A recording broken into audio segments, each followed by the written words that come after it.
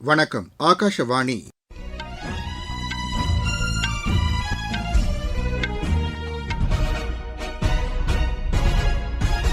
செய்திகள் வாசிப்பவர் ரெங்கநாதன். தலைப்புச் செய்திகள். அசாம், கேரளம், புதுச்சேரியில் நாளை சட்டப்பேரவைத் தேர்தலுக்கான அனைத்து ஏற்பாடுகளும் முழுவீச்சில் மேற்கொள்ளப்பட்டுள்ளன. வாக்குப்பதிவின்போது வாக்குச்சாவடி முகவர்கள் இருக்கை தொடர்பாக எந்த மாற்றமும் செய்யப்படவில்லை என்று தேர்தல் ஆணையம் தெரிவித்துள்ளது. வெளியுறவுத்துறை செயலாளர் திரு விக்ரம் மிஸ்ரி 3 நாள் பயணமாக இன்று அமெரிக்கா செல்கிறார். ஈரானில் வசிக்கும் இந்தியர்கள் தேவையின்றி இருப்பிடத்தை விட்டு வெளியேறுவதை தவிர்க்குமாறு வெளியுறவு அமைச்சகம் அறிவுறுத்தியுள்ளது. 2 வார கால சண்டை நிறுத்தத்திற்கு அமெரிக்க அதிபர் திரு டொனால்டு ட்ரம்ப் சம்மதம் தெரிவித்திருப்பதால் ஹோர்முஸ் நீரிணையை மீண்டும் திறக்க ஈரான் ஒப்புக் கொண்டுள்ளது. இனி விரிவான செய்திகள். அசாம், கேரளம், புதுச்சேரியில் நாளை சட்டப்பேரவைத் தேர்தலுக்கான அனைத்து ஏற்பாடுகளும் மேற்கொள்ளப்பட்டிருப்பதாக தேர்தல் ஆணையம் தெரிவித்துள்ளது. அசாமில் 126 தொகுதிகளிலும், கேரளத்தில் 140 தொகுதிகளிலும், புதுச்சேரியில் 30 தொகுதிகளிலும் நாளை ஒரே கட்டமாக வாக்குப்பதிவு நடைபெறவுள்ளது. இந்த மாநிலங்களில் நேற்று மாலையுடன் பிரச்சாரம் முடிவுக்கு வந்துள்ளது. வரும் 29ஆம் தேதி மேற்கு வங்கத்தில் 2வது மற்றும் இறுதிக்கட்ட வாக்குப்பதிவு முடிவடையும் வரை கருத்து கணிப்புகள் வெளியிடுவதற்கு தேர்தல் ஆணையம் தடை விதித்துள்ளது. வாக்குப்பதிவு தொடர்பாக மறைமுகமாக எந்தவொரு கணக்கெடுப்பும் மேற்கொள்வதற்கும் தடை விதிக்கப்பட்டுள்ளது. நாளை வாக்குப்பதிவு நடைபெறவுள்ள 2 மாநிலங்கள் மற்றும் புதுச்சேரியில் வாக்குச்சாவடிகளுக்கு மின்னணு வாக்குப்பதிவு எந்திரங்கள், விவிபேட் கருவிகள் மற்றும் எழுதுபொருட்கள் உள்ளிட்டவற்றை கொண்டு செல்லும் பணிகளில் தேர்தல் அலுவலர்கள் தீவிரமாக ஈடுபட்டுள்ளனர். பதற்றமான வாக்குச்சாவடிகளாக கண்டறியப்பட்டுள்ள பகுதிகளில் கண்காணிப்பு தீவிரப்படுத்தப்பட்டுள்ளது. வாக்காளர்கள் அச்சமின்றி வாக்களிப்பதை உறுதி செய்வதற்காக கொடி அணிவகுப்பும் நடைபெற்று வருகிறது. வாக்குப்பதிவை முன்னிட்டு பாதுகாப்பு ஏற்பாடுகளும் பலப்படுத்தப்பட்டுள்ளன. இதனிடையே தமிழகத்தில் ஒரே கட்டமாக 234 தொகுதிகளிலும், மேற்கு வங்கத்தில் முதற்கட்டமாக 152 தொகுதிகளிலும் வரும் 23ஆம் தேதி வாக்குப்பதிவு நடைபெறவுள்ள நிலையில் இந்த தொகுதிகளில் வேட்புமனுக்கள் பரிசீலனை நேற்று நடைபெற்றது. இந்த தொகுதிகளில் மனுக்களை திரும்பப் பெற நாளை கடைசி நாளாகும். நாளை மாலை இறுதி வேட்பாளர் பட்டியல் வெளியிடப்படும். தமிழ்நாடு உள்ளிட்ட 4 மாநிலங்கள் மற்றும் புதுச்சேரியில் பதிவாகும் வாக்குகள் அடுத்த மாதம் 4ஆம் தேதி எண்ணப்பட்டு முடிவுகள் வெளியாகும். வாக்குப்பதிவின்போது வாக்குச்சாவடி முகவர்கள் இருக்கை தொடர்பாக எந்த மாற்றமும் செய்யப்படவில்லை என்று தேர்தல் ஆணையம் தெரிவித்துள்ளது. நடைபெறவுள்ள சட்டப்பேரவைத் தேர்தலின்போது பல்வேறு அரசியல் கட்சிகளின் முகவர்கள் வாக்குப்பதிவு நாளன்று வாக்குச்சாவடிக்குள் அனுமதிக்கப்பட மாட்டார்கள் என்று குறிப்பிட்ட சில ஊடகங்களில் தகவல்கள் பரவியதை தேர்தல் ஆணையம் சுட்டிக்காட்டியுள்ளது. அதுபோன்ற எந்தவொரு விதிமுறைகளும் வெளியிடப்படவில்லை என்று தெளிவுபடுத்தியுள்ள தேர்தல் ஆணையம் ஏற்கனவே நடைமுறையில் உள்ள விதிமுறைகள் எந்த மாற்றமும் இன்றி தொடரும் என்று கூறியுள்ளது. வெளியுறவுத்துறை செயலாளர் திரு விக்ரம் மிஸ்ரி 3 நாள் பயணமாக இன்று அமெரிக்கா செல்கிறார். தமது இந்த பயணத்தின்போது அமெரிக்காவின் மூத்த அதிகாரிகளுடன் வர்த்தகம், பாதுகாப்பு, அறிவியல் மற்றும் தொழில்நுட்பம் உள்ளிட்ட பல்வேறு துறைகள் குறித்து ஆலோசனை நடத்தவுள்ளதாக வெளியுறவு அமைச்சகம் தெரிவித்துள்ளது. இரு நாடுகளுக்கும் பலனளிக்கக்கூடிய உலகளாவிய மற்றும் பிராந்திய அளவிலான முன்னேற்றங்கள் குறித்தும் திரு விக்ரம் மிஸ்ரி ஆலோசனை நடத்த இருப்பதாக அந்த அமைச்சகம் தெரிவித்துள்ளது.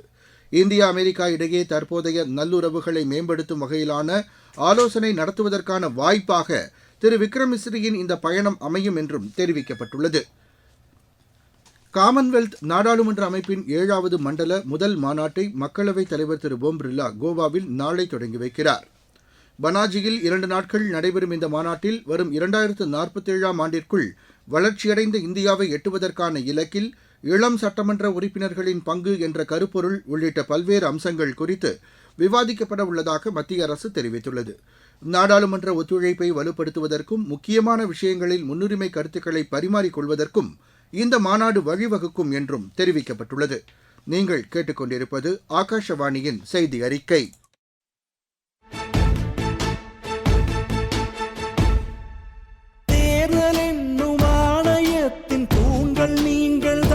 மானுட சேவையாற்ற வழிவகுக்கும் புரட்சி நீங்கள்தான். அரசு என்னும் எந்திரத்தின் இதயம் நீங்கள்தான். நிறுவும் ஆட்சி என்னும் கிழக்கில் தோன்றும் உதயம் நீங்கள்தான். உன் போட்டு உணர்த்தும் வலிமை, இந்த நாட்டை காக்கும் தலைமை, உன் பிறப்பை பேசும் பெருமை, உந்தன் சிறந்த வாக்கு உரிமை. ஒரு புதிய உலகை படைக்க உனக்கு வாசல் திறந்திருக்கு. எழுந்து வா, வாழும் வாழ்வை வெல்ல தீர்ப்பு சொல்ல கருப்பு மைய நெருப்பு ஆயுதம். திறந்து வா, ஒரு வாக்கு கூட விடு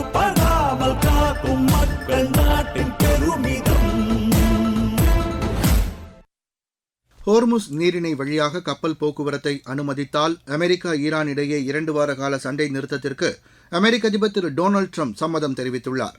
இது தொடர்பாக சமூக வலைதளத்தில் பதிவிட்டுள்ள அவர், இருதரப்பிலும் சண்டை நிறுத்தத்திற்கு ஒப்புக்கொள்ள வேண்டும் என்று வலியுறுத்தியுள்ளார். அமெரிக்க ராணுவத்தை பொறுத்தவரை தமது இலக்குகளை ஏற்கனவே எட்டியிருப்பதாகவும், தற்போதைய தாக்குதல்கள் முடிவுக்கு வந்து தீர்வு காணப்பட வேண்டும் என்றும் அவர் அதில் குறிப்பிட்டுள்ளார். அமெரிக்காவின் கோரிக்கைகளை ஏற்காவிட்டால் தெஹ்ரானில் எரிசக்தி நிலையங்கள், பாலங்கள் உள்ளிட்ட முக்கிய கட்டமைப்புகளை குறிவைத்து தாக்குதல் நடத்தப்படும் என்று திரு ட்ரம்ப் ஏற்கனவே எச்சரிக்கை விடுத்திருந்தார். இந்நிலையில் ஈரானுக்கு எதிரான தாக்குதல்களை அமெரிக்காவும் இஸ்ரேலும் நிறுத்தினால் சண்டை நிறுத்தம் மேற்கொள்ள தாங்கள் ஒப்புக்கொள்வோம் என்று ஈரான் வெளியுறவு அமைச்சர் திரு அப்பாஸ் அராக்சி தெரிவித்துள்ளார். அடுத்த 2 வார காலத்திற்கு ஹோர்முஸ் நீரிணை வழியாக கப்பல்கள் பாதுகாப்பாக கடந்து செல்ல வாய்ப்பு அளிக்கப்படும் என்றும் அவர் கூறினார்.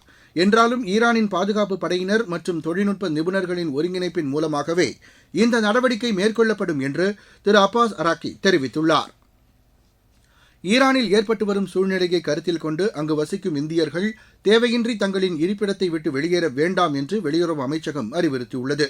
ஈரான் நாட்டிற்குள் இந்தியர்கள் பயணம் செய்ய விரும்பினாலோ, எல்லையை கடந்து செல்ல தேவை ஏற்பட்டாலோ தெஹ்ரானில் உள்ள இந்திய தூதரகத்துடன் ஒருங்கிணைந்து செயல்படுமாறு வெளியுறவு அமைச்சகம் அறிக்கையில் தெரிவித்துள்ளது. இந்திய தூதரகத்தின் விரிவான வழிகாட்டுதலின் அடிப்படையிலேயே இந்தியர்கள் தங்கள் பயணத்தை மேற்கொள்ளுமாறு அந்த அமைச்சகம் கேட்டுக் கொண்டுள்ளது.